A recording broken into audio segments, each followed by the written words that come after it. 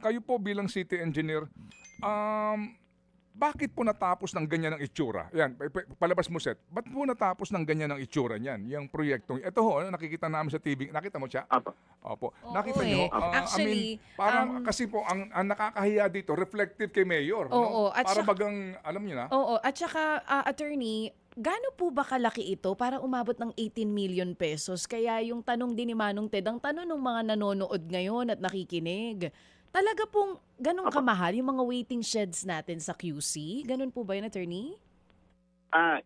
Ma'am Cha, yung sa yung sa costing po, ang isang site po ay umaabot po ng more than 200 square meters. Mm-mm. So dahil din po sa taas po ng column, nasa 7 meters po yung height ng column, Mm-mm.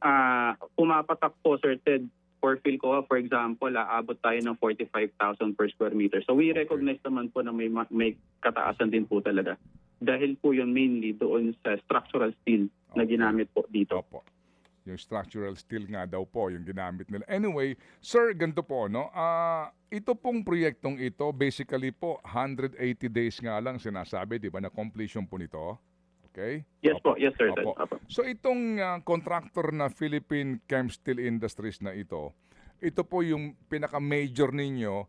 As in, natenga ito natigil itong kanilang construct. Di ba, dinadaanan ko po ito As in practically, di ba, iniwan to nakatiwangwang? Yes sir, Ted. Opo. Tama po kayo. Ilang taon? Ang ang implementation po natin umabot po ng 3 years dito po. Pero again po, Sir Ted, aside po doon sa poor performing contractor, Mm-mm. nagkaroon din po ito ng problema as to design and discussion po. Kasi po, ang medyo nahihirapan din po kami dito since joint project po namin siya with national government, nagkaroon din ng discussion during implementation po ang DOTR and DPWH as regards naman po yung jurisdiction kasi Commonwealth Avenue po siya. So yun po yung mga marami pong mga issues na deal po namin during implementation of this project. Pero tama po kayo, poor performing po talaga yung contractor. Attorney, paano ka naman magkakaroon ng problema sa design and then the location na nagpabid ka muna? I mean, hindi ba? Yes. Di ba Yes. nagpabid ka muna, may nanalong contractor, tsaka ka mamamroblema sa design? Yes, Ba't ganon? sir. Oo. Admitted po namin na challenge po yan sa joint project po namin since hindi lang po kami yung authority dito sa implementation Oo. and sa design din po. Yun po yung mga na-recognize po namin na difficulty rin po kapag po joint, national and local po yung implementation po ng project.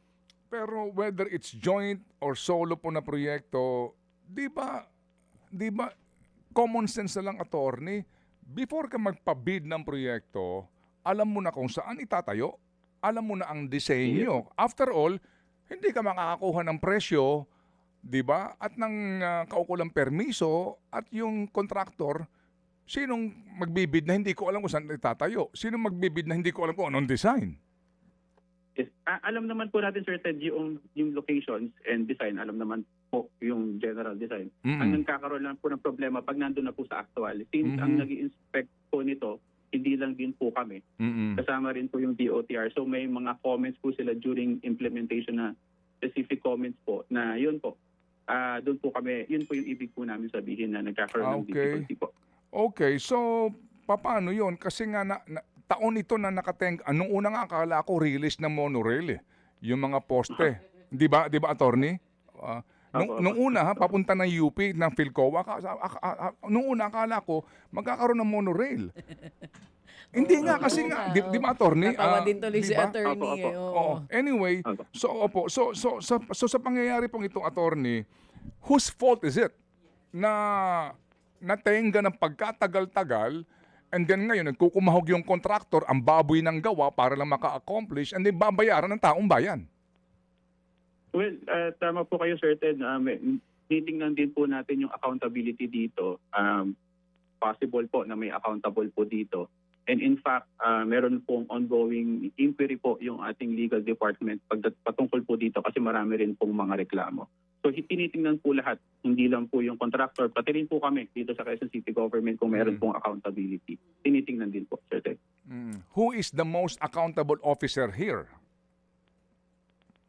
Dito po sa Dito sa mga proyektong ito, I mean, sino ho ang most kanino po? Kasi alam nga naman kay Mayor ito, 'di ba? Na isisisi Ay, hindi natin, po, apo. 'di ba? I mean, ako dito po, in fairness kay Mayor Joy, 'di ba?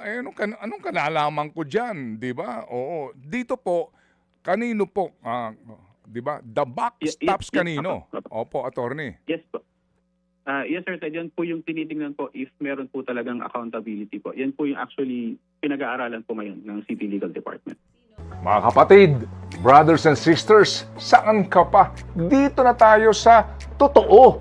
Dito na tayo sa True FM. Mga kapatid, mag-subscribe and follow po kayo sa social media accounts ng True Network PH. Yan po kami. Hanapin nyo lang True Network PH, Facebook, Instagram, YouTube, TikTok, and podcast.